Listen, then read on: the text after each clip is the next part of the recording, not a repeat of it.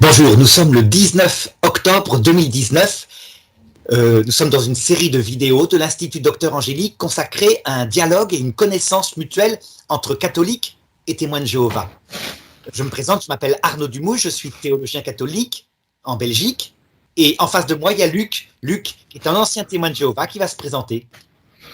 Eh bien bonjour, moi je m'appelle Luc Prebout, je suis un ex-témoin de Jéhovah, j'ai pratiqué chez eux depuis 13 ans à peu près. Ensuite je les ai quittés, je suis allé dans une église baptiste et j'ai décidé d'obtenir un diplôme d'études supérieures du côté protestant. Voilà.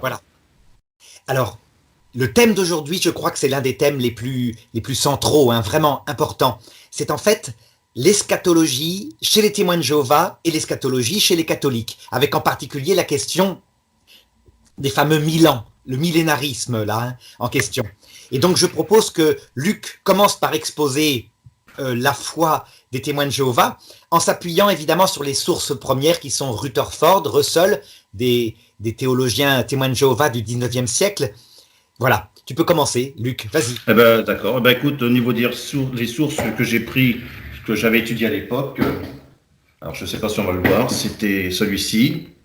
Donc ça c'est de qui? C'est de Russell? C'est Charles Taze Russell, le divin plan des âges. D'accord. Ce qui expliquait un livre de 1969, et donc qui expliquait justement le millénarisme et le millénium.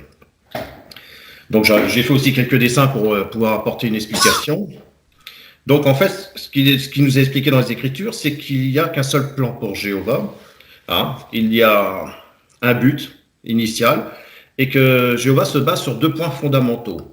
Le premier point fondamental, c'est l'eschatologie, comme vous l'appelez, c'est-à-dire la fin des temps. C'est-à-dire qu'il fait référence au livre de Révélation, et également, pour comprendre ce livre de Révélation, il va falloir comprendre Daniel, lorsque Nebuchadnezzar va faire un songe, et qu'il va lui expliquer son songe sur une histoire de grande statue, et qu'une pierre va rouler d'une montagne pour venir percuter les pieds de cette statue.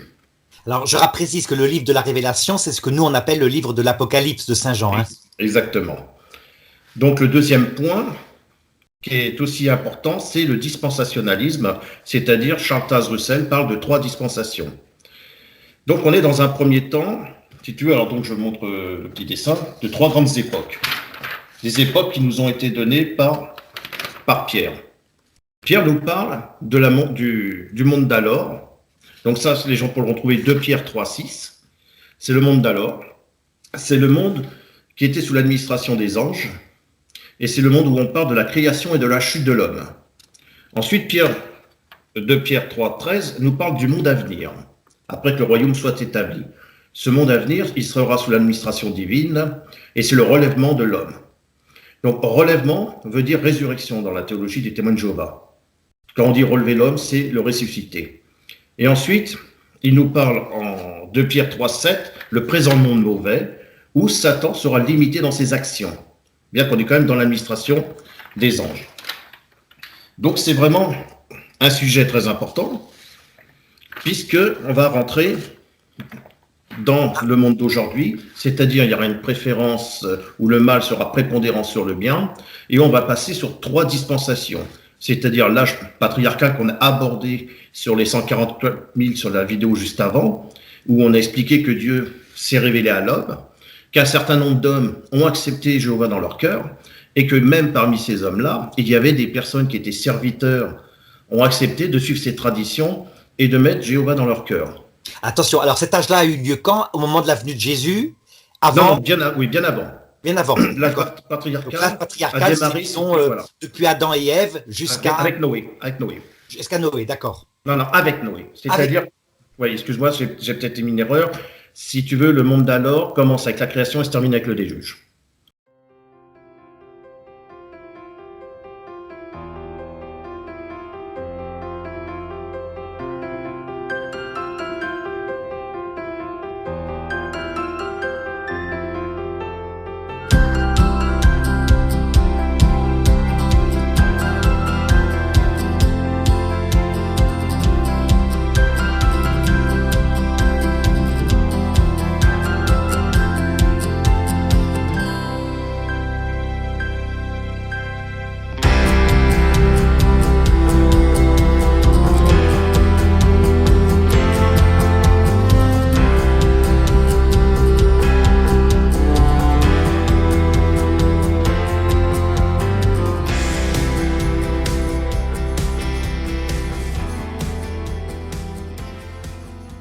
quand on rentre dans ce monde, quand on rentre dans ce monde actuel va démarrer avec Noé.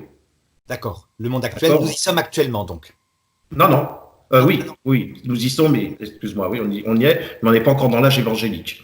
D'accord. À ce moment-là, on n'est que dans l'âge patriarcal. Jéhovah se révèle, certains hommes l'acceptent, certaines autres personnes, serviteurs, acceptent et suivent la transmission orale, les traditions et autres, jusqu'à Israël. À la mort d'Israël, l'âge patriarcal disparaît pour laisser place à l'âge judaïque. C'est-à-dire que Israël va laisser une descendance derrière lui. Dans cette descendance, nous aurons les 12 fils d'Israël qui donneront la nation d'Israël. Et cette nation sera la nation de Jéhovah qui sera l'exemple même de toutes les autres nations. Quand tu dis Israël meurt, c'est Jacob, le petit-fils d'Abraham, meurt. Exactement. C'est le fils qui se voit combattre et changer son nom en Israël. D'accord. Et donc, à partir du moment où les 12 fils de cet homme-là qui s'appelait Jacob, petit-fils d'Abraham, arrivent, c'est le peuple juif, c'est l'époque du peuple pas juif. Hébreu, d'Israël. Israël, d'accord. Voilà. Hébreu, parce que les juifs descendent de ces peuples, mais pas de ce peuple, mais ils n'étaient pas juifs à l'époque. Tout à fait. Après, il y a ce que la Bible elle raconte aussi, parce que il y a eu aussi des manipulations là-dessus, mais bon, c'est autre chose. Et donc, là, on rentre dans l'âge judaïque. L'âge judaïque, c'est-à-dire que là, Jéhovah va faire une alliance avec eux suite à Abraham, et va permettre de mettre un tabernacle en place où Jéhovah sera présent avec eux. Du coup, on rentre dans quelque chose de théocratique. Donc, c'est pareil quand les témoins de Jéhovah disent « Ah, mais non, on n'a pas eu de… » Bah si, il y a eu la théocratie à l'époque. Hein. Et c'est aussi là où Jéhovah va donner des lois. Donc, il va permettre, à partir de ces lois, avoir un peuple qui sera le seul à avoir ces lois. Tu ne tueras point, tu ne feras pas. Ça veut dire que ces lois n'étaient pas étendues sur les autres nations. C'était des lois qui devaient faire face pour ce peuple, de ne pas se voler entre eux, de pouvoir s'aimer, de montrer l'exemplarité par rapport aux autres nations qui se détruisaient, qui étaient barbares. Donc, ce chemin-là, la judaïque va tenir compte, jusqu'au moment donné, il y aura aussi des prophéties dans le judaïsme qui vont parler d'un Messie, puisque le but de Jéhovah, c'est de mettre quand même le salut pour l'humanité, qu'il aura perdu. Donc, bien que dans cet âge-là, Satan est limité, l'homme va quand même prendre la décision, il ne va pas attendre 1789, l'homme va prendre la décision, si tu veux, de pouvoir avoir des rois. Et c'est uniquement à partir de ces rois qu'on va commencer à parler de juifs. Oui. Parce qu'en fait, les rois qui se sont succédés, c'est-à-dire de la tribu de Juda, parce qu'ils viennent de la tribu de Juda, c'est d'où vient justement le Messie. Ça veut dire qu'être juif, c'est appartenir au judaïque. À judaïque, c'était en Judée, les hommes qui étaient en Judée, parce que le mot Judée était donné du nom de Juda. D'accord. Donc, un juif, normalement, est descendant de la tribu de Juda. Voilà. Donc, comme on avait vu un petit peu, c'est que nous, on peut devenir juif quelque part, hein, mais les juifs ne sont pas tout le monde. Les juifs, c'est ceux qui veulent pratiquer, faire la tchouva, c'est-à-dire se repentir et apprendre la tradition du judaïsme. Ce qui se faisait déjà à l'époque des Romains. Donc, le judaïsme va tenir jusqu'au moment donné où le Messie va arriver. Et c'est au moment de la mort du Messie qui va être désigné comme roi, donc il va établir son royaume. Et Jésus va forcément parler de choses intéressantes, c'est-à-dire du livre de Daniel, il va parler de la statue et de la pierre qui roule. Ça, c'est énorme. Voilà, Jésus qui, je le rappelle, pour les témoins de Jéhovah, est un ange venant du ciel qui s'est fait homme, c'est ça. Exactement. Donc là, ça va devenir intéressant. Maintenant qu'on a vu donc l'âge patriarcal, l'âge judaïque, l'âge évangélique. Alors lève un peu plus la feuille, approche-la, vas-y, oui, comme ça. Voilà, c'est bien. Soulève-la encore parce qu'on voit pas le bas. Et tu peux commenter comme ça. Là, on la voit bien.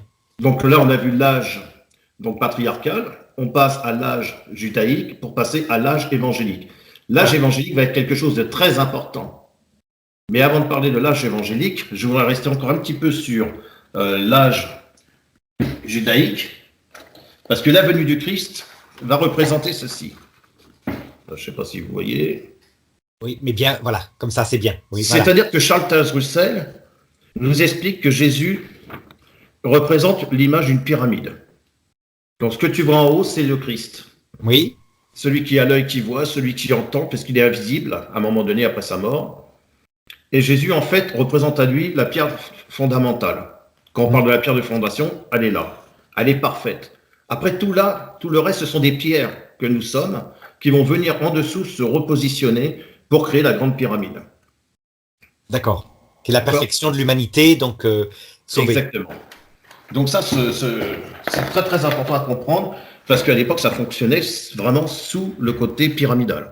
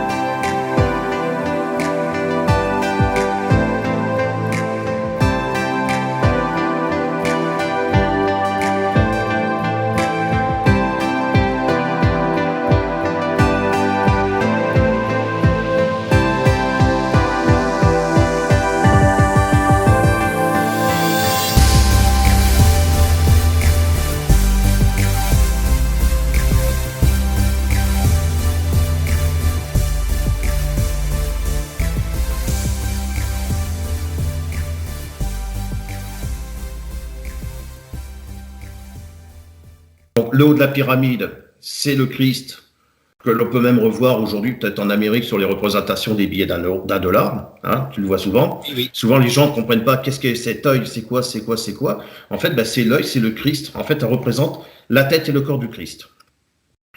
Donc, une fois qu'on est arrivé, parce qu'il y aura l'avènement avec la sélection de l'Église, et puis il y aura le deuxième avènement avec le monde qui se trouvera bien d'être converti par Dieu. Tout le monde se dira aimer Dieu de tout son cœur et tout, c'est faux en fait. Donc, maintenant, lorsqu'on arrive dans l'âge judaïque, c'est quand l'âge évangélique, c'est quand Jésus va mourir. Il va y avoir l'évangélisation, et à un moment donné, je ne sais pas si tu te rappelles dans la Bible, Jésus va parler du blé et de l'ivraie. Oui. C'est-à-dire qu'il est dit, laissez-les croître ensemble, surtout ne touchez à rien. Pourquoi? Parce que le blé représente les membres rois de la classe fidèle. La classe fidèle et avisée, c'est-à-dire le collège central. Et tous les membres rois témoins de Jéhovah. Seule la classe, cette classe-là, ceux qu'on appelle célestes, deviendront les co-héritiers avec Jésus, donc devront se dépouiller de leur nature humaine pour devenir des êtres esprits. Et régner avec lui. Et régner avec lui. Donc c'est pour ça qu'il est dit, laissez-les croître. Par contre, ce qui est curieux, c'est que tu dis qu'ils deviendront des êtres esprits, alors que pour les témoins de Jéhovah, l'âme, c'est le sang. Eh oui, mais tu verras, on va y venir après. Tu vois, ils vont même devenir divins. Vas-y, je t'écoute, oui. Ouais, c'est incroyable, ils vont même devenir avec une nature divine. Donc, le reste, c'est livré, c'est nous, c'est-à-dire toi, moi, tous ceux qui n'ont pas un appel à vivre dans le ciel, à se dépouiller de ce corps, de cette nature, qui resteront sur une terre qui deviendra un paradis. Eh bien, nous, on sera là juste à ce moment-là pour voir le beau mariage qui se fera entre la mariée, les noces, hein, comme il était dit. Donc, du coup, il y a cette espérance. Donc, ces hommes, ces 144 000, vont devenir à un moment donné co-héritiers. Donc, pour l'instant, Jéhovah n'interviendra absolument pas. C'est-à-dire, il attend que le dernier appel céleste se fasse pour intervenir. Et à ce moment-là, une fois que cet appel sera fait, Jéhovah, donc après son fils, va intervenir. Et lorsqu'il va intervenir, effectivement, c'est-à-dire que la première résurrection va se faire avec ces membres-là. C'est-à-dire, d'un côté, tous ceux qui sont déjà morts seront ressuscités d'un seul coup, et ceux qui sont vivants seront ressuscités d'un seul coup. Ça, c'est la première chose. Donc, là, ce qui va être important, c'est ce que tu as parlé tout à l'heure, c'est comme ils vont quitter leur corps de nature humaine, ils vont être engendrés dans une autre nature, puisque ça ne sera plus une nature humaine. D'accord, leur corps va être spiritualisé à la résurrection, c'est ça? Oui. Exactement. Et puis ceux qui sont vivants là vont tout de suite monter pour être spiritualisés, sauf qu'à un moment donné, tu te rappelles que Jésus parle à Nicodème de naître de nouveau. Oui.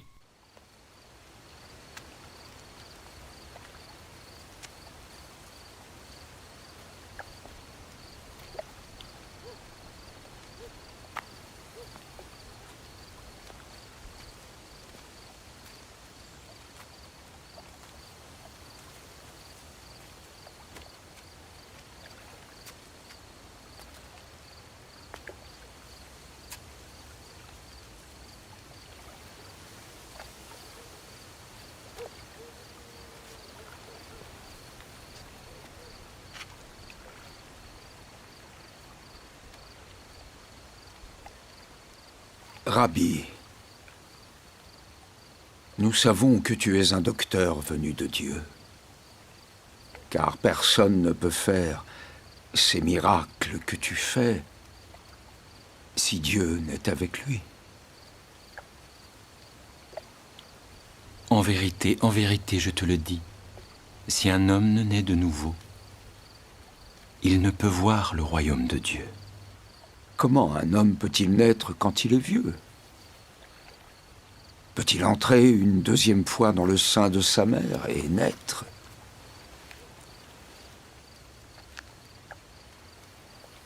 En vérité, je te le dis, si un homme ne naît d'eau et d'esprit, il ne peut entrer dans le royaume de Dieu. Ce qui est né de la chair est chair, et ce qui est né de l'esprit est esprit. Quand il parle de naître de nouveau, c'est ça. C'est-à-dire qu'il fait référence à qu'ils vont pas, quand ils vont naître de nouveau, ils vont pas arriver tout de suite comme ça, comme des êtres spirituels. Ça va être exactement la même chose que quand Jésus est venu. Tu as vu, il est venu comme un bébé et il a fallu qu'il se développe. Oui. Eh bien, c'est pareil. Ces êtres esprits vont devoir se développer. Ils vont arriver dans le ciel comme des nouveaux-nés où il va falloir qu'ils se développent. Et une fois qu'ils vont se développer pour être co-héritiers avec Jésus, ce qui est très intéressant, c'est qu'il va falloir qu'ils grandissent jusqu'au moment donné où Jéhovah va leur permettre de donner la parcelle de divinité. Ce qui sera plus qu'une parcelle puisqu'ils deviendront immortels. Alors, pareil, Charles Russell, il explique bien qu'il y a eu des erreurs sur le mot de l'immortalité. Parce qu'il dit, les gens vous disent, il y a le mortel, il y a l'immortel. L'immortel, c'est celui qu'on ne peut pas tuer. Il dit, ça c'est faux, ça a été mensonger. En tout cas, c'est pas le sens réel. Il disait quelqu'un comme Adam était quelqu'un à la base qui était immortel. Immortel, ça veut dire je ne meurs pas. Je ne meurs pas parce que j'ai l'arbre de vie. Tant que j'ai l'arbre de vie, je peux rester en vie. Et il y a eu des questions qui se sont dit, oui, mais comme Jéhovah, il a dit, si tu manges de ce fruit de l'arbre de la science et du bien et du mal, tu mourras. Donc on s'est dit, s'il est mortel, il ne peut pas être immortel. Donc il a que la vie éternelle. Et en fait, ça se joue sur des nuances. Cette immortalité, je te dirais, c'est un peu, je ne sais pas si tu as vu le film d'Highlander, on te dit souvent, Highlander, il était immortel. Sauf que quand les mecs qui se faisaient couper la tête, ils mouraient. Oui. Donc tu ne peux pas être immortel, oui, c'est que tu meurs. Tout à fait, c'est la même, notion du catholicisme. Voilà, c'est la même pensée. L'immortalité sur Terre est une immortalité parce qu'ils ne meurent pas de fait, ils sont assomptés, alors que l'immortalité finale, par contre, pour nous, elle est par une transfiguration du corps, qui devient vraiment d'une autre nature, qui n'est plus mortelle. C'est-à-dire qu'on ne peut pas tuer Jésus actuellement.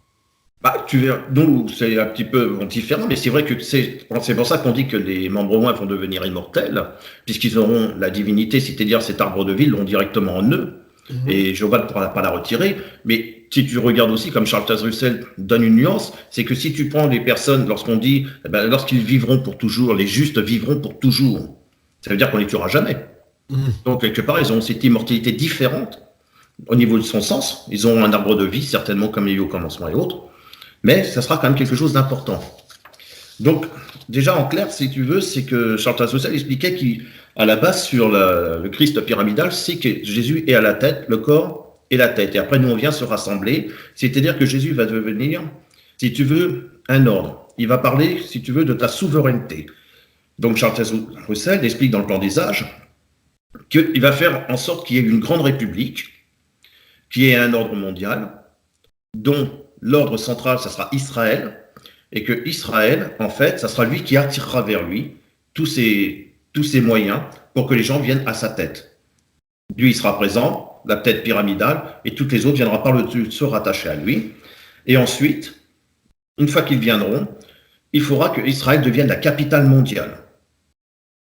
Ça sera l'exemplarité de toutes les autres nations, sauf, comme il le dit dans la lettre de Timothée, sache ceci que dans les derniers jours difficiles, seront difficiles à supporter parce que les nations vont se révolter contre cet ordre. Avant ça, est-ce que le Christ, à ce moment-là, avant la révolte, est sur terre aussi? Ah non, le Christ, il vient au niveau de la révolte. Non, de toute manière, le Christ, son apparition, il ne la fera pas. Lui, il va juste intervenir pour récupérer les membres et autres. Mais après, de toute manière, il régnera à partir du ciel. Nous, on ne le verra pas. D'accord. Alors, faut qu'on résume parce que faut qu'on, tu vois, tout ça. Donc, si je comprends bien, à la fin, tu as autour d'Israël le royaume de Dieu qui s'établit sur terre. La tour Voilà. de garde, quel rôle elle a là-dedans?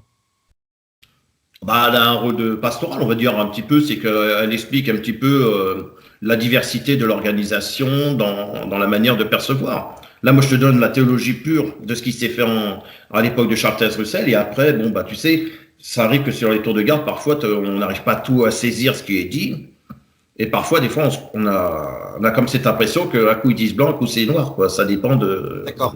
Donc oui, c'est ça, parce que c'est en fait Charles Taze Russell, par exemple, c'est celui qui recrée une tradition, une réinterprétation de l'eschatologie à cette époque-là. Hein. Voilà.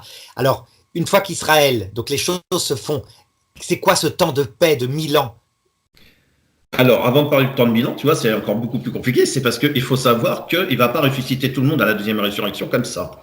Puisqu'on vient de le voir, il restera un petit peu comme l'arche de Noé. Il va y avoir une destruction, une tribulation, c'est-à-dire quand il parle de tribulation, c'est quelque chose de souffrance et autres. Hein. Mais malheureusement, c'est vrai que il va quand même permettre déjà de remettre en place la terre comme à Noé. Tu vois, quand Noé est arrivé, il a retrouvé de la végétation, il a retrouvé des choses. C'est exactement ce qu'il va falloir qu'il soit fait avant la deuxième résurrection. Donc, il va falloir qu'il reste quelques personnes, ça sera un peu comme l'âge de Noé, et qu'il y ait de l'entretien qui soit fait. Et puis, on voit très bien que Jésus, de toute manière, avant la deuxième résurrection, va se passer du temps. Du temps, puisque de toute manière, si il faut naître de nouveau, et il faudra certainement des années pour que les personnes, avant d'être co-héritiers, deviennent adultes, puissent travailler, puissent avoir compris, tu vois ce que je veux dire, pour partager ce pouvoir. Oui, tout à fait. Cette destruction-là, c'est pas les fameuses prophéties quand les témoins de Jéhovah passent chez nous et qui nous disent ça a commencé en 1914, des choses comme ça? Non, là, quand il parle de 1914, c'est quand Jésus est invisiblement présent. C'est-à-dire qu'ils annonçaient 1914 comme une dernière date où il y aurait la destruction complète, mais ça, on y reviendra quand on fera les dates. Oui. Donc, j'expliquerai pourquoi et le sens du pourquoi. Il y a eu des dates qui ont été fixées et pourquoi on dit qu'ils n'ont pas été réalisés. Et non, après, ça veut dire que Jésus était invisiblement présent à partir de cette date. Voilà, c'est une réinterprétation. D'accord, réinterprétation. C'est une question sur les 70 semaines, les dates et autres qui ont été prises. D'accord, toujours avec l'interprétation de Daniel, là, voilà. Daniel, le prophète Daniel. Donc, il faut comprendre que, en résumé, c'est que l'âge évangélique fait référence au petit troupeau dont parlait Jésus. Il y a le grand troupeau, la foule, et puis il y a le petit troupeau. Et c'est lui, le jour de l'âge évangélique, c'est pas le fait d'aller prêcher à droite à gauche, c'est surtout le fait que là, ce qui est en train de se mettre en place, c'est la classe céleste. D'accord. Tant que cette classe céleste n'a pas été choisie, n'est pas encore dans sa totalité, parce que tu peux très bien dire, ah ben moi j'ai l'appel céleste, je meurs, comme j'avais dit, et puis quand tu arrives, non, c'était pas toi. Les 144 000, donc les 144 000, c'est ça, il faut qu'ils se mettent en place. Pour le moment, vous en êtes rendu à combien de, à peu près, sont présents? Moi, j'ai pas de chiffres, parce que comme j'ai quitté l'organisation, j'ai pas de chiffres associés, parce que des fois, les chiffres, ils sont pas toujours exacts, puisque je te dis, on ne peut pas vraiment savoir pour l'instant. Justement, c'est que ils annoncent des chiffres et puis ils se rendent compte que les chiffres correspondent pas, puisque tu as des gens qui vont à ce moment-là, par exemple, cette année-là, ils vont avoir des gens au moment du mémorial qui vont dire, bah, j'ai l'appel céleste, ça y est, je suis un membre loin, et puis qu'un an ou deux après, ils disent, je prends plus les emblèmes parce que je me suis trompé. D'accord. Ah oui, c'est ça. Tu vois, c'est pas évident d'avoir un chiffre vraiment exact. Tout à fait, tout à fait. Donc voilà, continue.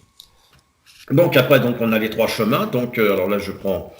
Donc il nous parle du chemin spacieux, c'est-à-dire le chemin spacieux, c'est vers la perdition. Le chemin étroit, c'est vers la vie. Et après, il y a le grand chemin de la voie sainte, c'est pour les 144 000. C'est eux qui ont la voie sainte. D'accord. Donc, il avait dit, Charles Taze Russell, il avait dit pas mal de petites choses. Donc, j'ai pris quelques notes, parce que tu sais, pour tout tenir. Donc, bah après, qui va ressusciter? Là, j'avais fait une petite erreur la dernière fois, tu vois, j'étais entre des fois les tours de garde et machin. En fait, je t'avais dit 24 minutes que quand tu m'as posé la question, je t'avais dit, bah non, ceux qui meurent, ils ne ressusciteront pas. Eh ben non, c'est pas ce qui est dit dans le Millennium. On va tous ressusciter. C'est-à-dire toi, moi, les criminels, ceux qui se sont suicidés, tout ça, tout le monde va ressusciter. D'accord. C'est merveilleux. Et on va ressusciter, mais comme on sera dans le millénium, on ne sera plus avec le mal en prépondérance, ça sera le bien qui sera prépondérant. Parce qu'au moment de la résurrection, comme je t'ai dit tout à l'heure, la terre va être réentretenue, remis propre, et à ce moment-là, lorsque des personnes, alors ça va se faire graduellement, lorsque les personnes vont ressusciter, c'est d'abord ceux qui voulaient servir Dieu. Mm-hmm. C'est normal, parce qu'il va falloir faire un entretien. Donc, ça veut dire qu'au fur et à mesure que les personnes vont ressusciter, donc j'ai pas un temps entre deux personnes, si tu veux, mais ça va se faire graduellement. Tant que les choses se fassent, ça propre. Mais tous seront ressuscités. Tous. Tous. D'accord. Tous. C'est quelque chose de Du nouveau. premier mort jusqu'à aujourd'hui. Ok. Par contre, comme la personne va arriver, elle va se retrouver sous une nouvelle direction. Comme disait Charles Taze Russell, ce qui est important, c'est de comprendre la République, l'ordre mondial, et tous nous serons des souverains. Alors attention, quand au moment où on est ressuscités tous, ça se passe sur Terre ou dans l'autre monde? Bonne question, c'est vrai que je n'ai pas vérifié, mais normalement, là je pourrais pas te dire. Je pense que c'est sur Terre, hein. Je pense que c'est... Pour oui. moi aussi. Ah oui, parce qu'ils n'ont Voilà. pas le droit puisque ceux qui meurent, ça sera sur Terre, bien sûr, le royaume se fera, Ce qui est il y aura des problématique, parce intermédiaires. que si on considère tous ceux qui ont habité sur Terre depuis le début de l'humanité, ça fait quand même pas mal de milliards de personnes, oui. Bon, il a plusieurs demeures, hein, donc il peut... Oui. Voilà. Non, je pense aussi comme toi que ça sera sur Terre, mais là, si tu veux, c'est tellement compliqué, c'est tellement complexe que là, je peux pas te donner toutes les informations, il faudrait que je revérifie. Et en plus, je suppose qu'il y a des discussions chez vous parce qu'il y a des débats, des réinterprétations, etc., n'est-ce pas, hein, oui. Ah, puis il y a des degrés de position, si tu veux, parce que ce qu'expliquait Chantal Russell dans cette forme pyramidale, c'est qu'il y a des degrés au niveau de nature et de position. Ouais, je ne sais même pas si Satan et les anges seront aussi, eux, mis à l'épreuve à ce moment, dans la période de 1000 ans. Si nous, on est mis à l'épreuve, si lui, ils seront mis à l'épreuve, parce que on voit qu'après, ils vont être déliés de nouveau, puis ils vont essayer de faire tomber. Donc, à mon avis, eux, ils sont irrécupérables. D'accord. Mais alors, ce qui est intéressant, si tu veux, c'est que comme on va être ressuscité, ça veut dire que Jéhovah te donne une deuxième chance. Quoi que tu as commis, du fait que tu sois mort, tu t'acquittes de ton péché, il n'y a pas de raison qu'on te juge sur ce que tu as commis, puisque tu es mort. D'accord. Donc c'est pour ça qu'il y aura un effacement d'un grand nombre de personnes, qui restera seulement quelques personnes qui sont dignes de confiance pour Jéhovah, qui méritent de pouvoir rester et travailler. Par contre, les autres, forcément, nous, on va nous dire, voilà, te donne une deuxième chance. Maintenant, à toi de bien te comporter. Par contre, je vais te permettre, puisque tu peux avoir une faiblesse psychiatrique, tu peux avoir une faiblesse, t'es aveugle, sourd, dépressif et autres, je vais t'aider là-dessus. Je vais te donner les moyens. À chaque personne aura le moyen de pouvoir être aidée. Le mal sera toujours présent. C'est pas parce que Satan ne sera plus là qu'il n'y aura plus la désobéissance. Le mal sera toujours présent parce qu'il va falloir 1000 ans pour enlever cette désobéissance. D'accord. Nous, par rapport au monde romain, on n'a pas de sacrifice à faire. Eux, ils ont fait le sacrifice de se dépouiller pour changer, pour devenir des êtres esprits. Nous, on n'a pas de sacrifice. Nous, on doit juste se dégager de ce qui est mauvais. C'est-à-dire que si tu as des gens qui se masturbent, qui n'arrivent pas à s'arrêter, si tu as des gens qui sont coureurs de filles, si tu as des gens qui sont grossiers, ils auront à travailler là-dessus, mais Jéhovah va les aider. D'accord. Il va les aider à retrouver cette perfection. Alors par contre, je te donne, je crois que c'est le passage que j'avais noté aussi, c'est Isaïe 65, 20, parce que ça sera un passage, un moment clé. Si durant cet âge d'épreuve en plein éclat de la lumière, quelqu'un rejette avec dédain la faveur offerte, ils ne font aucun progrès vers la perfection pendant 100 ans. C'est-à-dire, tous les 100 ans, ça va fonctionner comme ça jusqu'à 1000 ans.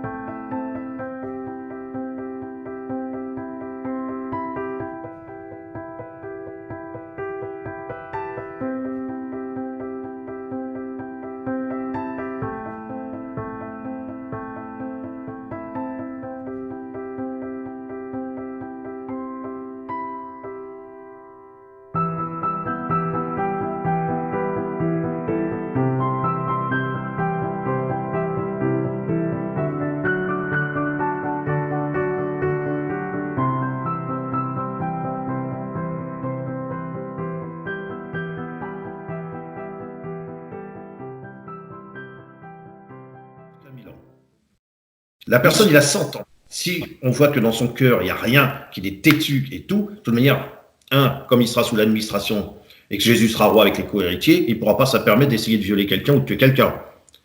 Parce que là, c'est fini, c'est la peine de mort pour lui.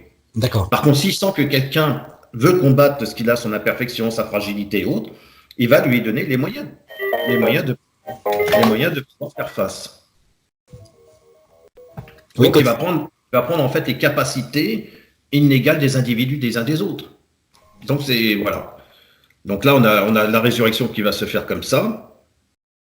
Donc, ceux qui couraient pour le Grand Prix, c'est les 144 000 co-héritiers avec Jésus. D'accord ? Donc, il y avait des choses que j'avais notées. Il faut juste que je les retrouve, parce que il y avait tellement de choses à dire. Je ne sais pas si c'est ça.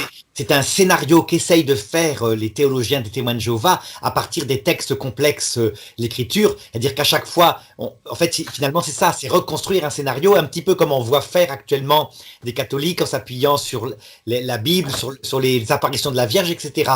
N'est-ce pas? C'est ça. Hein. Ouais. Bah, tu sais, c'est ce qu'on appelle un petit peu de la futurologie. Voilà, c'est ça, tout à fait. Voilà, c'est exactement ça. Alors effectivement, lui, quand on parle du libre arbitre, c'est ta souveraineté. Ah oui. Tu vois, aujourd'hui, on parle de... Et c'est bien parce que quand tu regardes l'époque d'aujourd'hui, avec Israël, avec les nations autour qui se révoltent, tout va pas. Quand on a créé des républiques, on te dit que toi, t'es souverain. On se retrouve en 1969 avec Charles Russell, quelque part. Parce qu'il dit, le souverain, c'est celui qui a son libre arbitre. C'est-à-dire que tu vas pas dire, ah ben ouais, mais moi, je vais suivre une religion, c'est-à-dire ce qui te relie à Dieu, ça n'a rien à voir avec le catholique et autres. Hein. Ça veut dire, nous, quand on dit Jéhovah, toi, tu pourrais dire dans le catholicisme, nous, on croit en Yahvé. Les Juifs pourraient nous dire, nous, on croit en Hachem. Donc, ça n'a rien à voir. Mais simplement, quand tu parles de souveraineté, ça veut dire que tu fais ton choix propre. C'est un libre arbitre que tu as de dire, je veux accepter cette hiérarchie, je veux me mettre sous la gouvernance où Dieu va régner, où nous, on se met à choisir cette voie-là, plutôt que de la voie de la méchanceté, où les hommes ne peuvent pas nous diriger. Donc, il y a vraiment un acte libre à un moment donné. Tout à fait. Alors, ces 1000 ans, le démon est attaché, donc comme le dit l'Apocalypse, c'est donc un temps de paix, mais en même temps avec des capacités de péché, c'est-à-dire c'est pas le paradis. Ces 1000 ans passés. Le millénium n'est pas un paradis immédiat. C'est-à-dire, par contre, il y a déjà, tout va être, avant qu'il y ait la deuxième résurrection, tout va être mis en place comme dans le premier paradis. D'accord. C'est-à-dire que quand toi tu vas arriver, un petit peu, je dirais, c'est que tu es un peu comme Adam. On te ressuscite, toi t'arrives, oui, t'apprends à connaître, à savoir qu'effectivement Dieu existe, pour les athées, tu vois, par exemple. Là, ils diront, là, Dieu existe. Là, on en voit les merveilles. On sait qu'il existe parce que tout sera mis en place à ce moment-là. Donc, la personne pourra punir que Dieu n'existe pas. La personne ne pourra pas nier qu'il est sous une direction où il y a des héritiers, où il y a vraiment une grande république. Oui. Ils seront obligés de l'admettre. Et que le mal n'est plus. Si le mal existe, mais il n'est plus parce qu'il est plus prépondérant comme il l'est aujourd'hui. Il n'y aura pas d'injustice. C'est-à-dire, soit tu acceptes, soit tu n'acceptes pas, c'est la peine de mort. C'est-à-dire tu meurs une deuxième fois, mais il n'y aura plus de résurrection puisque Jésus ne va pas revenir 2 fois, donner sa vie pour tout le monde. Ah, voilà, ceux qui n'acceptent pas, il n'y a pas d'enfer éternel, c'est l'anéantissement. Voilà, ce qui est logique puisque l'âme c'est le sang, donc voilà, il retourne. Alors, ça peut aussi occasionner des problèmes pour d'autres personnes. C'est-à-dire des gens qui auraient pu être bien, puis se dire quoi, c'est pas possible. Tu te rends un peu comme c'était avec le poisson. Toi, tu vas pas sauver ces gens-là qui sont horribles, ils ont fait du mal, et puis tu leur donnes une deuxième chance, c'est pas possible. Oui, et que la personne, du coup, dans son cœur, ça va plus, quoi. Elle dit, moi, je peux pas accepter ça. Eh ben, ça sera comme ça. Il faudra qu'on accepte les dispositions qui ont été prises par Dieu, quoi. Tout à fait, d'accord. Donc, alors, à la fin de ces 1000 ans, que se passe-t-il? Eh ben, il va y avoir une progression. À la fin de ces 1000 ans, les personnes qui ont su être humbles et qui se seront montrées justes. Alors, juste, ça veut dire. Tu vois, quand il parle de juste, il dit pas d'être sage. Parce que la sagesse, en fait, c'est la justesse. C'est être la justice, pardon. C'est-à-dire d'être juste dans ses lois. Une fois dans les 1000 ans, ces justes se verront accueillis dans le royaume. D'accord. Et à ce moment-là, le royaume se passe sur terre, encore une fois, ou alors... Ah, mais il restera sur terre. Le royaume de Jéhovah avec les co-héritiers seront dans le ciel. Oui. Parce qu'au bout des 1000 ans, de toute manière, il va y avoir la passation de clés. C'est-à-dire qu'il faut savoir que Jésus et les membres à ce moment-là vont recevoir la divinité. C'est-à-dire d'être... Comme je t'avais parlé sur la première vidéo, tu sais que Jésus, par le livre de Timothée, qu'il était à l'image de ce Dieu, oui. Et qu'il avait cette particularité de faire comme Dieu, de créer des choses. Là, par contre, ils auront vraiment en eux une nature divine. D'accord, ça va.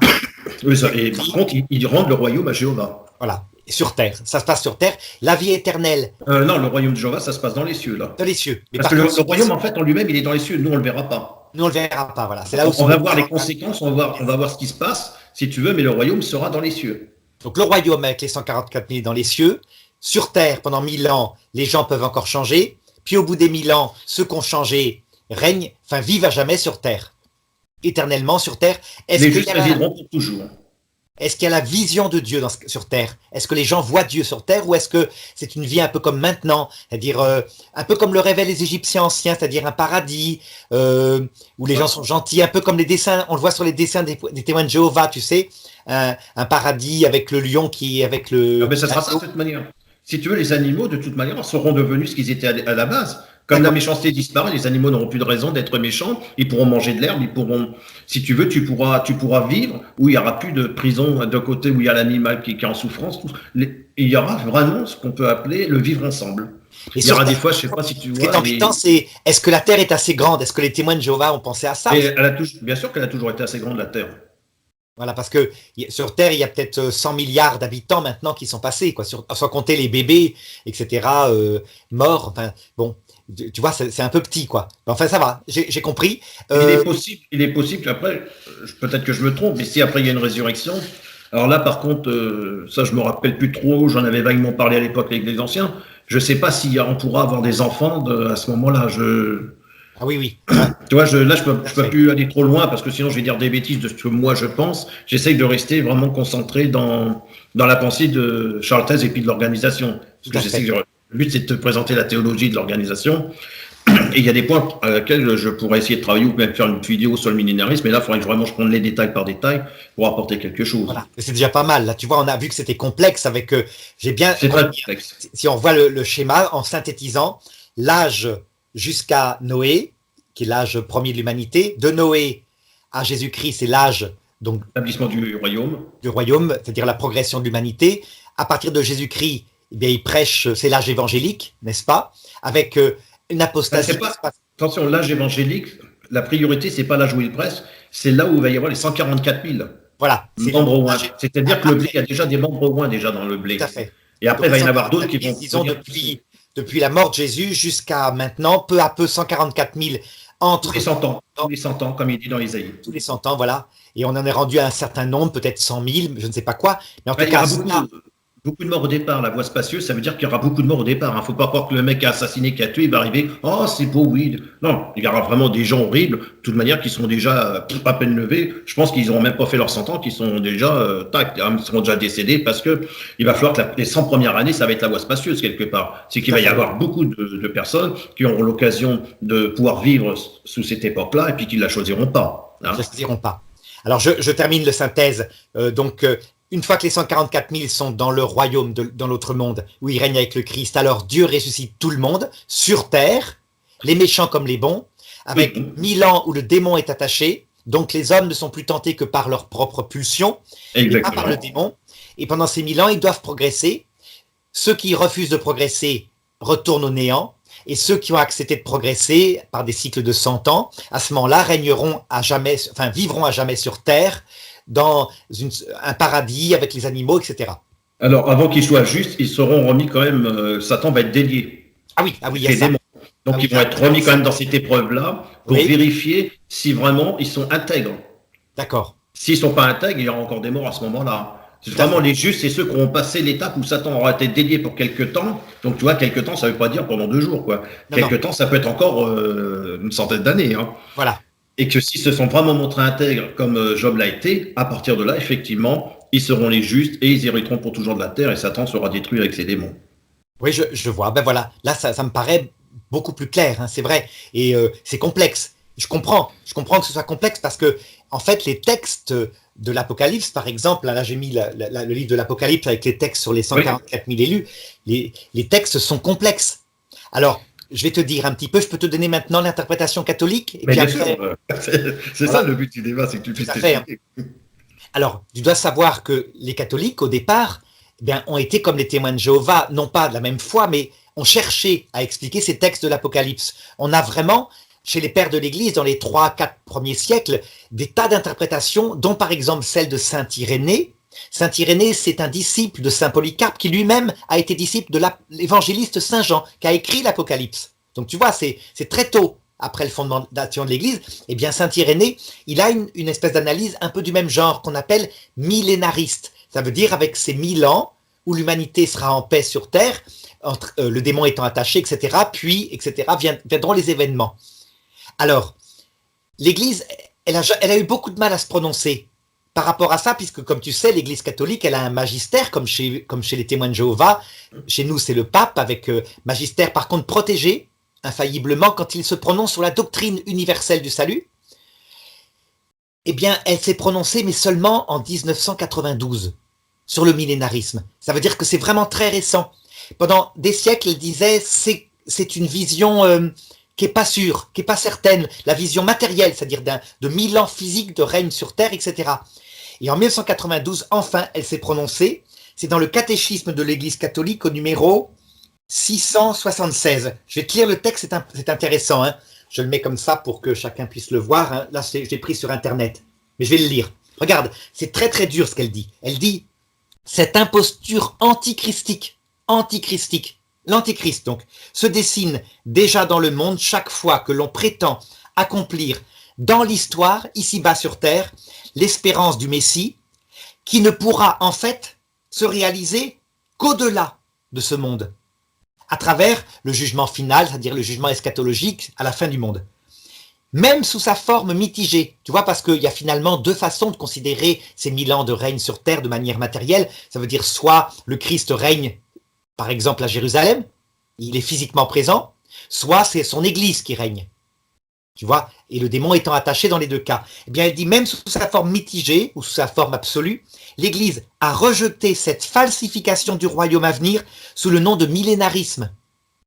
Surtout sous sa forme politique d'un messianisme sécularisé. Là, l'Église fait référence à la tentative marxiste qui a eu lieu, hein, qui a fait 100 millions de morts. Tu as entendu parler de ça, qui est intrinsèquement perverse, voire Pie XI, l'encyclique Divini Redemptoris, et c'est un faux mysticisme. C'est une contrefaçon de la rédemption des âmes. Ça veut dire que l'Église catholique s'est prononcée pour dire que les 1000 ans, en fait, c'était un texte symbolique. C'était un texte symbolique. Alors, je vais te donner l'interprétation actuelle, mais qui, tu vois, est fortement soutenue par ce texte-là. Quelles que soient les épreuves qui arrivent sur Terre, la Terre étant une première étape de notre purification, donc ça correspond un petit peu à ça, il y a toujours, quoi qu'il arrive, en tout cas quand on est croyant, dans le cœur, quelque part, 1000 ans de paix. Un endroit où on est en paix, où il y a le règne du Christ qui est là, un petit peu comme le Christ sur la croix, quand il dit « Mon Dieu, pourquoi m'as-tu abandonné ?» Il y a tout de même en lui, je dirais, ce total lien à son Père, hein, même s'il n'en ressent plus la présence ou n'en comprend plus l'action. C'est une épreuve, ce qu'on appelle la nuit de l'esprit. Eh bien, il y a toujours 1000 ans de paix. Ça veut dire qu'en fait, les 12 000 de chaque tribu d'Israël sont le symbole d'un chiffre parfait de personnes sauvées que Dieu connaît. Et donc, 12 000 pour les 12 tribus d'Israël, ça fait 144 000. C'est donc symbolique de toutes les diversités de l'humanité. Il y aura un nombre de sauvés. Alors, par contre, je vais essayer de te refaire du coup le scénario. Le scénario, il consiste à dire, pour l'Église catholique, que d'abord, il n'y a pas de date, il ne faut pas en donner parce qu'on ne sait jamais, mais que d'autre part, ça se réalise tout au long des temps de 3 façons. D'abord, la mort individuelle de chacun. Finalement, c'est la même chose. Le mystère se réalise, et c'est pour ça que Jésus, quand il dit « cette génération ne passera pas que tout soit réalisé », c'est vrai, puisque 50 ans après, tous ceux qui l'entendaient étaient morts. Ils avaient vu le Christ revenir dans sa gloire à l'heure de la mort. Deuxième sens, ça se réalise à chaque fin de génération, c'est-à-dire chaque génération, par exemple la génération de la guerre 14, est totalement morte maintenant, donc est maintenant face au retour du Christ, l'a vu à l'heure de sa mort. Puisque pour les catholiques, évidemment, l'âme est immortelle. Les morts ne retournent pas pour un temps dans le néant avant la résurrection. Hein. L'âme n'est pas faite de sang, mais elle est spirituelle, elle est d'une nature différente. Et puis ça se réalisera à la fin du monde, effectivement, comme l'annoncent les textes, sauf que, alors, ça se réalise par la venue d'un dernier antéchrist qui est spécial. Il y en a au cours des générations. Chaque génération, il y a des antéchrists, mais le dernier antéchrist, c'est 2 Thessaloniciens chapitre 2 qui indique ce qu'il est. C'est carrément le mystère de l'iniquité, ça veut dire la révolte même de Lucifer qu'il avait prêché à Adam et Ève, mais cette fois qui est prêché au monde entier. Pourquoi est-ce que Jésus veut que ça se passe comme ça? Jésus qui est pour nous Dieu fait homme, hein, parce qu'il veut qu'on soit confronté à l'autre choix cohérent. Ça veut dire que c'est pas l'enfer présenté comme un four de feu où tu sais on est grillé comme une merguez. C'est l'enfer au sens une vie éternelle où on se fait soi-même son propre maître, où ses yeux s'ouvrent et où on décide du bien et du mal. Une vie éternelle qui a lieu dans l'autre monde. Donc tu vois, pour nous, c'est pas sur Terre. La Terre n'est qu'un lieu passager. Tout meurt. Mais c'est un autre monde, ça veut dire qu'en fait, il y a un autre monde quelque part, physique, où les morts sont actuellement. Quelques-uns sont déjà ressuscités, comme la Vierge Marie. Elle est avec son corps. Et puis ceux qui étaient peut-être, tu sais, qui ont ressuscité le jour de la Passion de Jésus, quand il est ressuscité. Mais pour le moment, les morts sont sous forme d'âmes. D'âmes pas encore ayant retrouvé leur corps. Alors, quand le dernier antéchrist vient, la plupart des gens le suivent. Tu vas me dire, mais c'est bizarre. Ça veut dire que ces gens-là vont se perdre et aller en enfer. Non, pas du tout. Le Christ permet qu'ils le suivent parce qu'il crée comme ça en eux un cœur sans illusion sur eux. Ça veut dire que la plupart se détournent, tu vois, dès que le démon est là, on le suit, on sait bien comment ça se passe dans nos vies. Et c'est à ce moment-là, vraiment, quand ce dernier antéchrist a régné sur Terre un certain temps, on ne sait pas, les dates sont symboliques. Dans l'Apocalypse, il y a marqué 3 ans et demi. C'est symbolique, ça signifie le même temps parfait que le Christ a prêché sur Terre. Il a prêché 3 ans et demi à peu près. Hein. Ça veut dire que le démon recevra le même temps pour prêcher son antichristianisme. Et bien à ce moment-là, le Christ revient pour tout le monde en même temps dans sa gloire. Là, vraiment, se réalise ce que tous les catholiques annonçaient, c'est-à-dire, c'est pas chacun individuellement à l'heure de la mort, il revient pour tout le monde. Sauf que, regarde, il ne revient pas pour régner sur terre, surtout pas. Ça, l'Église, je vais t'expliquer pourquoi elle pense que c'est aberrant. Parce qu'elle a eu l'expérience. En réalité, tu as vu qu'au Moyen-Âge, l'Église catholique a essayé de créer 1000 ans de paix. C'est vrai, hein. Nos pères l'ont fait à partir, je dirais, de l'époque peut-être de, on va dire, de la fin de l'Empire romain, peut-être l'époque de Théodose, oui Théodose, empereur romain chrétien, jusqu'à qu'elle ne puisse plus le faire, ça veut dire les guerres de religion, là où ça a tourné mal vers 1500 par là. Hein. Donc ça fait 1000 ans. Tu vois, Théodose, c'est le 4e siècle, ça fait vraiment 1000 ans. Eh bien, quand elle réalise ces 1000 ans de paix et qu'elle essaye de les maintenir, tu vois, un petit peu comme d'ailleurs, tu le disais tout à l'heure pour les témoins de Jéhovah, il y a toujours des gens qui se révoltent. Et qu'est-ce que fait l'Église, puisqu'elle croit quelque part, à cette époque-là, qu'il faut maintenir une chrétienté unifiée, etc., ben, elle les condamne. Il y a eu quelques condamnations à mort, il n'y en a eu pas tant que ça, parce qu'on sait que maintenant l'Inquisition, c'est pas la légende noire, hein. C'est sur 800 ans, 1500 morts d'après les chiffres que j'avais de l'université de Namur, et toi tu me disais tout à l'heure que en fait c'était beaucoup moins, peut-être. Ah bah beaucoup moins, oui, largement. En tout cas, il y a eu des morts. Il y a eu des morts, il y a eu des prisons, il y a eu des gens qui ont dû faire des pèlerinages, etc. Ça veut dire qu'en fait, l'Église s'est rendue compte en considérant son passé, même s'il y avait eu que 15 morts, de toute façon, elle a considéré son passé, qu'en fait, le rêve d'une humanité parfaite sur Terre est une illusion. Ça ne peut pas exister. C'est-à-dire que quoi que tu fasses, par exemple, Saint Louis a essayé, il a essayé de supprimer la prostitution. On peut pas. Tant qu'il y a des femmes qui ont besoin d'argent et tant qu'il y a des hommes qui ont un zizi, il y a de la prostitution. C'est comme ça. Parce que les deux intérêts se rencontrent. On peut jamais la supprimer. On voit ça maintenant avec, en France, sous Hollande, là, ils ont voulu supprimer la prostitution. C'est ridicule. Elle va simplement sur Internet. On peut pas la supprimer. On peut la modérer, on peut la légiférer, etc. Donc l'Église a fini par comprendre qu'en fait, tout rêve d'un christianisme parfait sur terre était impossible parce qu'il y a l'ivraie et le bon grain en même temps. Et donc, qu'on peut faire que quelque chose du mieux qu'on peut avec des lois, évidemment, des peines de prison pour ceux qui abusent, etc.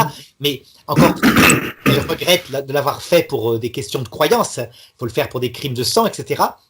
Pour les questions de croyance, il vaut mieux discuter comme on le fait nous, hein, c'est très intéressant.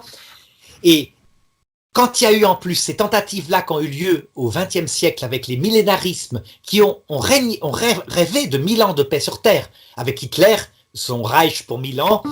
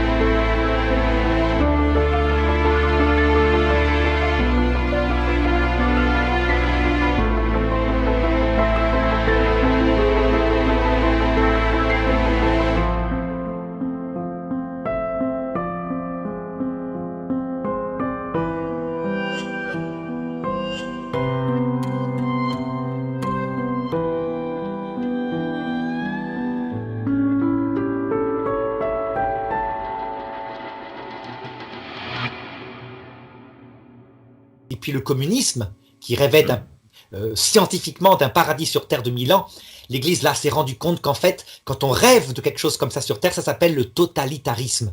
On ne peut pas faire ça. On ne peut pas. Ça n'arrivera jamais parce que même si le démon était attaché, il y a en nous les pulsions. C'est-à-dire qu'il n'y a pas besoin du démon pour se tenter soi-même. Tu vois, tu mets au monde un enfant, on voit bien chez les témoins de Jéhovah, ils s'en rendent compte eux-mêmes. Ben, leurs enfants, qu'est-ce qu'ils font? Ils n'ont plus envie d'aller au temple, ils font ce qu'ils veulent, etc. Ils se révoltent contre leurs parents. Même eux, de toute manière, lorsqu'il y a une excommunication, hein, même eux, parents qui aiment pourtant leur enfant, parce que je ne mélange pas l'amour avec le fait de ne plus parler à l'autre, hein. Mais c'est vrai qu'on le voit même dans les communications. Malheureusement, à un moment donné, on voit bien qu'à eux-mêmes, ils veulent être dans l'obéissance de l'organisation, alors qu'ils désobéissent à des principes naturels. Si ton enfant, tes principes par rapport à l'époque de Charles Taze Russell, que si tu pouvais, par exemple, ton enfant quittait l'organisation, on te demandait pas de couper contact avec lui, mais de limiter un peu le contact pour lui laisser le temps peut-être de revenir et de comprendre son erreur. Sauf qu'aujourd'hui, c'est vrai que ça s'est durci dans l'organisation où on te demande quasiment presque de mépriser la personne qui parle. Oui, ce que tu as vu, à un moment donné, tu m'as dit... Donc on voit que ça se durcit. Comme tu dis, le totalitarisme, il commence à se durcir aussi dans ce côté-là. Voilà, comme nous on est passé, c'est-à-dire que nous-mêmes catholiques, on ne peut pas, si tu veux, trop critiquer ça parce que on a connu cette tentation-là. Saint Louis, par exemple, forçait les Juifs, par exemple, à recevoir tous les ans une prédication chrétienne. Ça n'allait pas plus loin, mais quand même, on ne peut pas forcer comme ça. Hein. Alors, par contre, je continue la fin de l'histoire. Donc, le Christ revient alors que le règne de l'Antéchrist est là et que l'Église est peut-être dans quelques personnes, un petit reste, effectivement. Il revient dans sa gloire, comme dit saint Paul aux Thessaloniciens, et sa présence qui est pleine d'humilité, d'amour, qui rayonne, qui correspond au cœur de l'homme, balaye ce monde de l'Antéchrist. Il le balaye.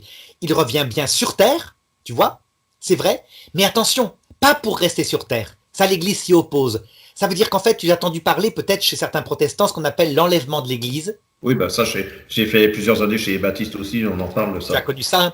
Eh bien pareil, l'Église catholique a dit que ça ne se réalisera pas tant que la terre est là, hein, qu'il n'y aura pas tout d'un coup des chrétiens qui disparaissent puis ils sont plus là et on les voit plus. Non, l'enlèvement de l'Église, ça signifie qu'il transfigure depuis le ciel le cœur des gens et à un moment donné, quand il revient à la fin du monde ou à l'heure de la mort, je te l'avais dit tout à l'heure, eh bien évidemment les âmes sont emportées dans l'autre monde. Donc le paradis est dans l'autre monde. Mais le paradis, il va impliquer d'abord un choix. Donc tu vois, ce que vous considérez un peu comme le purgatoire, c'est-à-dire 1000 ans sur Terre, où les âmes ont une nouvelle chance, ben nous, non, il n'y a pas de deuxième chance. La vie terrestre tout entière s'achève avec la venue du Christ. Quand on le voit, on l'aime ou on le rejette. Si on le rejette, ben Dieu nous laisse libres. C'est l'enfer éternel, mais qu'il faut, comme je t'ai dit, juger par des gens qui décident d'y être. Par révolte, parce qu'ils veulent l'amour d'eux-mêmes, pousser jusqu'au mépris de Dieu et du prochain, et Dieu leur donne ce qu'ils veulent matériellement. Donc l'enfer est un lieu éternel dans l'autre monde. Et puis, pour ceux qui aiment le Christ, qui veulent aimer leur prochain, le paradis éternel. Alors, tu me diras, mais il y a une objection. Ceux qui ont péché, tu reconnais ceux qui ont péché, ben, se purifient pendant ces 1000 ans sur terre. Ceux qui ont péché, chez les catholiques, ben, il y a d'autres purgatoires dans l'autre monde. Ça veut dire que les gens face au Christ, quand ils l'aiment de tout leur cœur, veulent payer le mal qu'ils ont fait, rembourser, réparer. Et puis, pour voir Dieu, il faut mourir à soi-même. Il faut qu'ils deviennent tout humbles. Donc il y a d'autres purgatoires qui ont toujours fait partie de la foi de l'Église, qui d'ailleurs n'ont pas été inventés par l'Église catholique, mais par les Juifs. Dans le 2e livre des Maccabées, chapitre 12, tu verras, le purgatoire intervient là. Et une fois que le purgatoire, c'est-à-dire que l'âme des personnes est devenue tout humble, tout amour, mais tu vois, profondément, parce qu'ils ont vu le Christ, alors ils entrent dans le paradis céleste qui consiste, non pas en une chose comme sur terre seulement, parce que ça deviendrait très vite un enfer. Tu as remarqué, les Égyptiens anciens pensaient que le paradis céleste, ça serait la vie sur terre, mais il n'y avait plus besoin de travailler, il y a des tu sais, les Utchetti, c'est-à-dire les serviteurs, les statues qu'ils emportaient avec eux, qui travailleraient pour eux, etc. Ça, c'est l'enfer très vite, parce qu'on s'ennuie. T'imagines, tu serais obligé de vivre sur Terre avec 1 milliard de dollars, ta femme adorable, etc. Au bout de 500 ans, tu t'ennuies comme un rat. Ce qui constitue le paradis, c'est le fait qu'on voit Dieu face à face dans son essence. Et comme Dieu est infini, et qui correspond exactement à notre cœur, il nous comble d'amour d'abord, c'est-à-dire que tout l'amour qui s'use jamais dont on rêve, dont les femmes rêvent, en particulier les jeunes filles, les jeunes hommes, un amour perpétuel qui toujours est renouvelé, on l'a, puisqu'on voit Dieu. Deuxièmement, une connaissance plénière de Dieu, puisqu'on le voit face à face.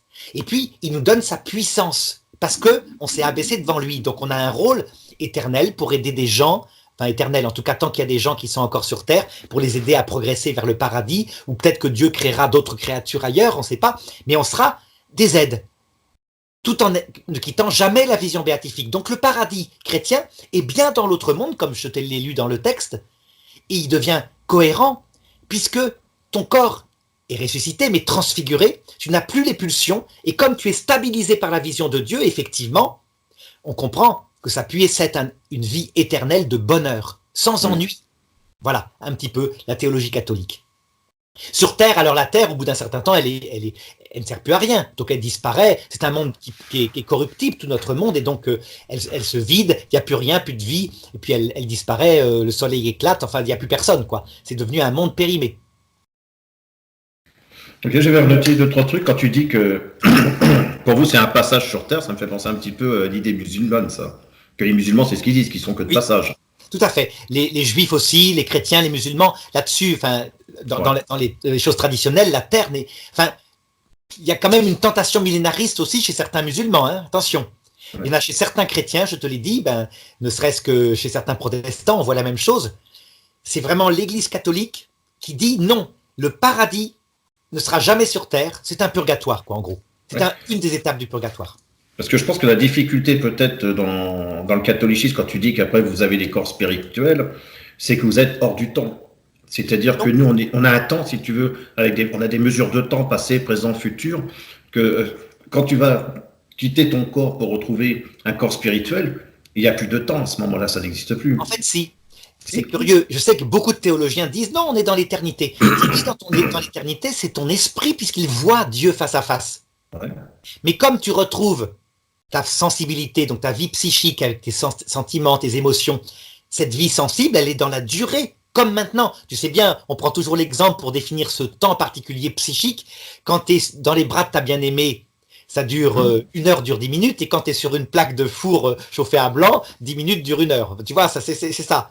Donc ça demeure puisque tu retrouves ta psychologie. D'autre part, tu retrouves ton corps physique, mais transfiguré. Donc le temps physique existe.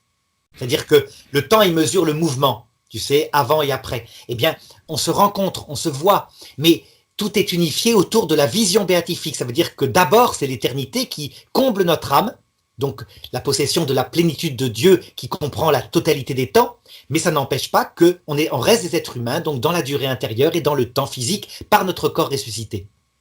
Alors ce qui est pour nous quand même intéressant, parce que tu vas me dire comment dans la période des 1000 ans, les personnes vont pouvoir arriver à se défaire, à désobéir, même si Jéhovah les aide, hein, même s'il y a des moyens qui sont mis pour les aider, comment ils vont arriver à ne plus désobéir.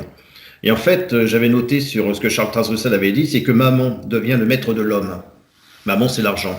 Et il disait, ce n'est pas la tendance naturelle que Satan va exploiter au détriment de l'homme, c'est par l'argent, le désir. C'est-à-dire, j'ai peut-être pas besoin de ça, mais comme on va me proposer, vas-y, tu as de l'argent, tu peux te permettre et tout. Et en fait, c'est ce qui amène à la désobéissance, c'est ce qui amène justement à mettre quand même une loi, une simple loi, va amener la personne à vouloir désobéir. Tu vois, c'est que là, il y aura pas les mêmes lois. Alors, j'avais noté ça, je sais pas si ça t'intéressera, il disait que le mot terre représente ou signifie la société organisée. Ah oui. Quand on parle dans la Bible, le mot terre, voilà. Sur terre, voilà. Quand il est employé d'une manière symbolique, montagne signifie, par exemple, même la pierre qui roule pour taper c'est le royaume de Dieu qui va devenir après la montagne de Sion. La montagne, en fait, c'est Israël, hein, c'est Israël, la capitale. Et il disait, par exemple, feu représente la destruction de tout ce qui brûle, donc l'ivraie, la scorie, la terre, l'organisation sociale. C'est l'organisation sociale qui va brûler, qui va s'éteindre. Donc cette organisation qu'on voit actuellement, puisqu'elle va se socialiser, c'est-à-dire que les républiques vont fusionner. Les mots France, tout ça sont normalement voués à des pertes pour donner une grande république, où les nations vont devoir lâcher prise, c'est-à-dire ne plus servir une nation, mais Israël. D'accord. Ça, c'est comme ça que lui le voit, en tout cas dans cette vision, hein, si on peut appeler ça une vision, mais... Et il dit, il est ajouté le soufre de feu, cela renforce la pensée de destruction. Voilà. Et moi, ce qui m'a, si tu veux, quand j'ai lu Charles Russell, quand j'ai lu tout ça, il y a un livre qui avait été sorti, alors je sais que la personne, pour beaucoup, n'est pas très appréciée, c'est Alain Soral, et il y avait ce livre-là qu'il a fait, pour moi c'est le livre du siècle, c'est vraiment le livre du siècle, c'est Comprendre l'Empire. Ah oui, donc comprendre le système actuel de la Terre, quoi. Ouais, et ben quand j'ai lu son livre, j'étais effaré par rapport à ce que j'avais appris, parce qu'on est vraiment, quand même, si tu regardes, quelque part, on est vraiment en train d'essayer de faire ces 1000 ans. Oui, par l'humanisme sans Dieu, actuellement. Exactement. Sauf que là, ce que je reproche à Alain Soral, c'est que lui le voit par une théorie du complot. Alors que moi, je pense que c'est simplement le deuxième livre, le livre de la sagesse, chapitre 2, qui explique que c'est pas ça. C'est une conviction athée qui provoque ça. Ça veut dire qu'effectivement, les gens étant de plus en plus matérialistes et athées, la seule chose qui permettrait d'être heureux sur Terre, c'est de créer un monde où il n'y a plus de frontières, un peu le projet de 68, si tu veux, où il n'y a plus de guerre, plus de gouvernement, ou un gouvernement mondial qui empêche évidemment la guerre, etc. Donc, si quelqu'un complote, pour moi, Alain Soral a tort de dire que ce sont des hommes. Je pense que celui qui complote, c'est l'ange révolté, Lucifer, et ses anges. Eux, c'est là des temps. Mais les hommes actuels, qu'est-ce qu'ils font? Ils font simplement logiquement. Imagine que je te retire complètement ta foi et que je retire la mienne, on se dirait, oui, on va arrêter de s'embêter. On est mort dans 80 ans, essayons de faire la paix, donc en supprimant les nations qui font la guerre, on fait un monde en paix, on mange, on boit tant qu'on est jeune, on s'euthanasie dès qu'on est vieux, ça n'a pas de sens. C'est ça qui est en train de se faire. Voilà. Et je pense que je sortirai de l'explication par ta théorie du complot. Sinon, le reste est valable. Oui. Disons que dans ce qu'il a sorti, pour moi, c'est quand même incroyable, c'est fort, parce que malgré tout, on voit quand même, bon, il parle beaucoup souvent des problèmes maçonniques et autres. Quand tu regardes la pyramide, la forme pyramidale que Charles Taze avait sortie, c'était quand même à l'époque chez les York. Tout à fait. Parce que là-bas, c'est chez les York. Donc quand tu regardes la tête de la pyramide avec le reste du corps et tout, la vision qu'il a de ces 1000 ans, moi, je les retrouve aujourd'hui dans ce que l'on veut faire. Absolument. Sauf que les témoins, les francs-maçons, par exemple, eux, enfin, en tout cas, les francs-maçons du 19e siècle, de la fin du 19e siècle, ce sont ceux qui prônent le meilleur monde possible parce que la vie après la mort, ça ne nous concerne pas. Le Grand Orient de France refuse de parler de ça. Ils n'obligent pas à être athées, mais ils disent c'est un sujet privé, c'est vos petits machins à l'intérieur. Et donc, logiquement, quand on est humaniste et sans Dieu, il n'y a que ça qui reste. Saint Paul le dit. Si le Christ n'est pas ressuscité, mangeons, buvons, parce que demain nous mourrons. Je comprends. C'est-à-dire que je ne serai pas chrétien, je serai peut-être franc-maçon, pour des raisons de plaisir. Et puis, je dis, quand commencent à arriver les handicaps, je me vote une petite loi sur l'euthanasie, ce qu'ils font actuellement. Pourquoi ils avortent? Parce qu'ils ne croient pas en l'âme. Il n'y a pas de vie après la mort, donc pas d'âme, donc ça n'a pas d'importance. Donc, résultat, tuer un ovule, c'est exactement pareil comme tuer un embryon de 12 semaines, ils ne se rendent pas compte. Ils ont été beaucoup plus loin, puisque en Chine, ils utilisent des génomes humains pour mettre dans des porcs, pour voir combien de temps ça dure. Alors, ça dure un mois, puis après, ça, des chimères et autres. Ils sont en train de faire du travail sur des produits humains, parce que ça, c'est des produits, en fait, on n'est que des produits aujourd'hui. Ils travaillent sur des produits humains avec des produits animaux pour essayer justement de...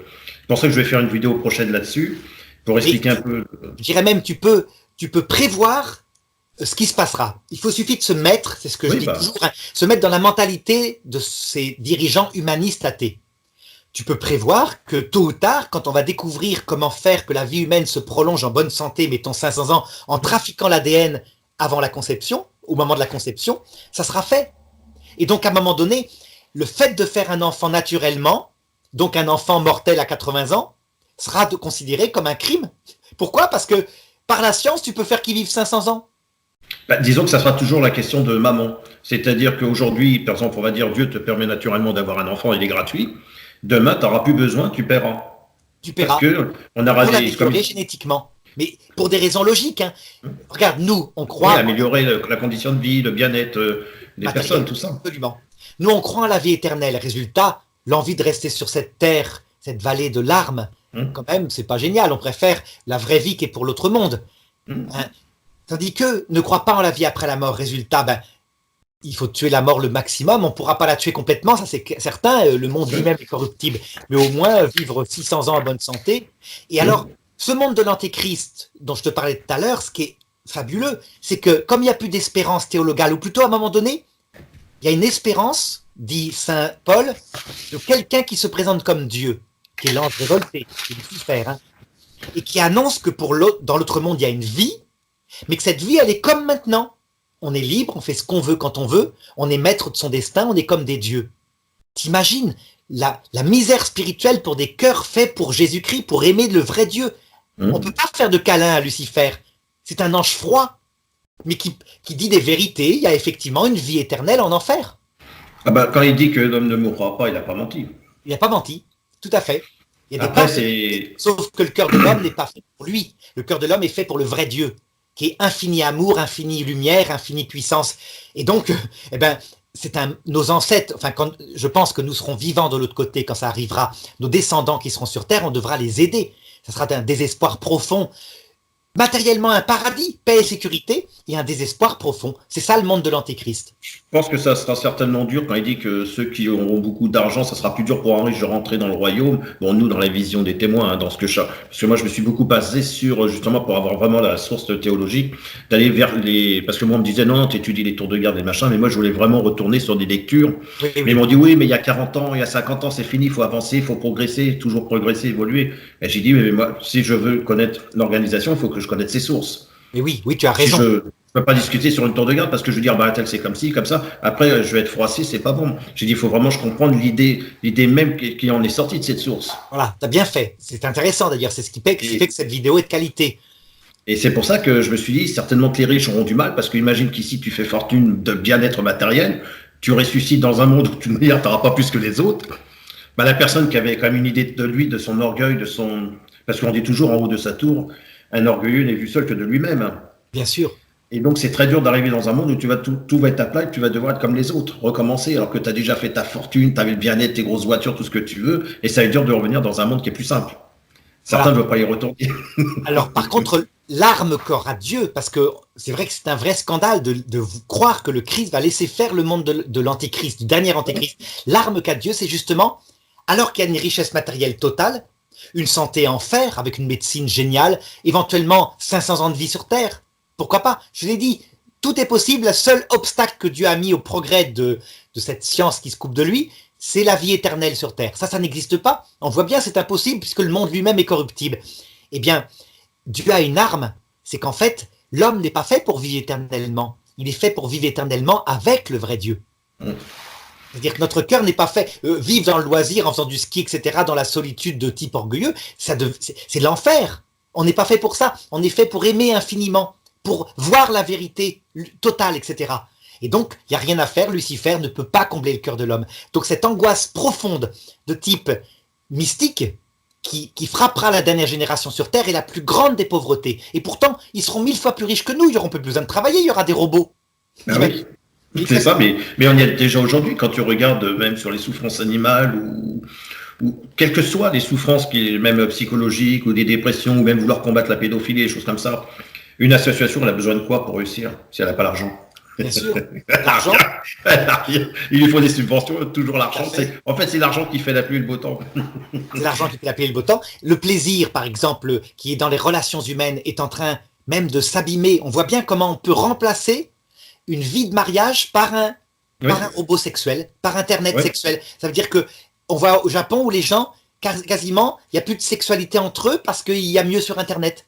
Et puis il disait que tous les films de pornographie, en fait, ont amené les gens à préférer être voyeurs, se satisfaire par des films plutôt qu'avoir un contact avec une personne. Tout à fait. C'est ça le monde de l'Antéchrist. C'est tout ça à la fois. Et donc, vraiment, je crois que tu verras, Luc, de là-haut, on devra les aider.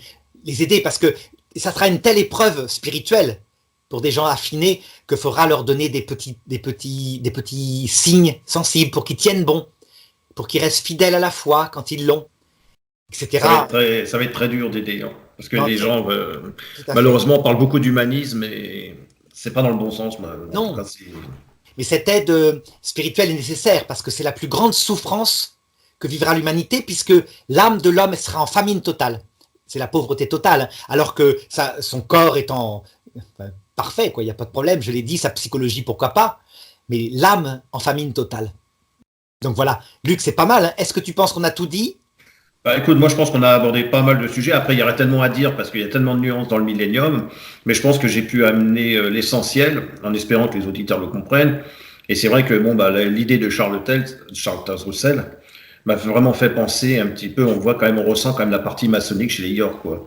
Et je le vois aussi quand le Grand Orient, il parle de certains points, c'est-à-dire lire un sujet, et puis après la personne, elle lit le sujet, par exemple, il va choisir un thème des Lumières, c'est de la philosophie, parce que En fait, les maçons, ils doivent lire que les trucs des Lumières. Ils vont peut-être pas lire d'autres ouvrages. Hein. Et quand le gars il lit, je me rappelle le chef des cantoriens, il disait, bah, il y en a un qui était venu, puis il disait, alors qu'est-ce que vous en avez pensé, ce que j'ai lu? Mais ça, c'est pas nous. Nous, ça nous apporte de ce que tu as lu. Tu lis pour toi.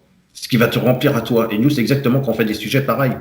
On fait des sujets pour dire aux autres, t'as vu, j'ai bien expliqué les choses. Non, non, tu le fais pour toi parce que tu te bases que sur les ouvrages de l'organisation. Oui. De manière à te remplir de cela et de savoir pour toi quel est le meilleur point de vue que tu peux avoir pour discuter avec les personnes. Tout à fait. Mais c'est pour ça que le seul point que je tiendrai compte sur le millénium, c'est la subdivision, c'est-à-dire avec les 3 âges hein, qu'on a vu, oui. Parce que c'est vraiment important. Parce qu'aujourd'hui, des fois, on va te dire, ah mais t'as vu, tu ne dois pas tuer, tu ne dois pas si. Non, non, c'est pas du tout la mentalité de Jésus. Quand dans Matthieu, il a été fait référence du premier grand commandement, il aurait pu dire, bah, tu ne dois pas tuer autre. Mais ça, Jésus savait très bien que ça s'adressait qu'à son peuple à ce moment-là, qu'à cette nation. Ça s'adressait pas aux nations qui n'étaient pas israéliennes. Donc, il n'allait pas lui redire quelque chose qui était déjà mis en place, puisque ces lois étaient à ce moment-là pour le bien et le mal de tous. C'était la bénédiction et autres, des choses comme ça qui étaient mises en ordre. Tu ne tueras point, tu ne voles pas, tu ne convoites pas, parce que vous devez montrer l'exemplarité par rapport aux autres nations. Et quand ils lui ont posé la question, Matthieu va dire le plus grand. Tu vois, il aurait pu dire le premier commandement, bah, c'est pas Dieu. Le premier commandement, c'est ce qui a été donné à Adam, tu ne dois pas manger de cet arbre. Non, le premier plus grand commandement, c'est au moment dans l'âge judaïque, quand il dit, qui parle de Dieu, je suis un Dieu jaloux, tu ne dois pas aimer d'autres dieux que moi. Et Jésus, qu'est-ce qu'il fait? Il va lui dire à cet homme-là, à ce haut fonctionnaire, quand il va dire quel est le premier plus grand commandement? Eh bien, tu dois aimer Dieu de tout ton cœur, de toute ton âme, et de tout. Puis on s'arrête là, on ne discute plus. Et pourtant, il va lui dire, et le deuxième, qui lui est semblable, ah bon, parce que ça veut dire que ça regroupe tout ce que je vous ai appris derrière, oui. C'est-à-dire, tu ne tueras pas. Tu dois aimer ton ennemi comme toi-même, ton prochain, c'est-à-dire même ton ennemi. Parce que dans les lois qui étaient données à l'époque, tu ne jalousais pas, mais tu n'aimais pas spécialement ton ennemi. Que là, si tu as un voisin avec qui tu t'entends pas, tu peux le considérer comme un adversaire. S'il oublie d'éteindre les feux de sa voiture, tu vas taper à sa porte, tu dis, vous avez oublié d'éteindre les feux de la voiture, tu vas pas être derrière, ah bah c'est bien fait, toi, tu vois ce que je veux dire? Il a montré qu'il faut s'aimer soi, et après, on peut aimer les autres. Bon, voilà. Luc, je crois, alors la prochaine fois, éventuellement... sur les dates, non? Peut-être les dates, voilà, les dates qui ont été données chez les chrétiens, les dates qui ont été données chez les témoins de Jéhovah. Et voilà, ça, c'est ce qu'on fera. Merci beaucoup, Luc, pour cette vidéo de qualité. Là, je crois que, même si c'est encore très, très... Enfin, c'est mélangé, mais ça fait rien. Il y a beaucoup de choses. Il y a beaucoup de choses. Recherche, ça a été très, très bien. Merci beaucoup, Luc, pour cette nouvelle vidéo. Merci. Voilà. À bientôt. Au revoir à nos bientôt.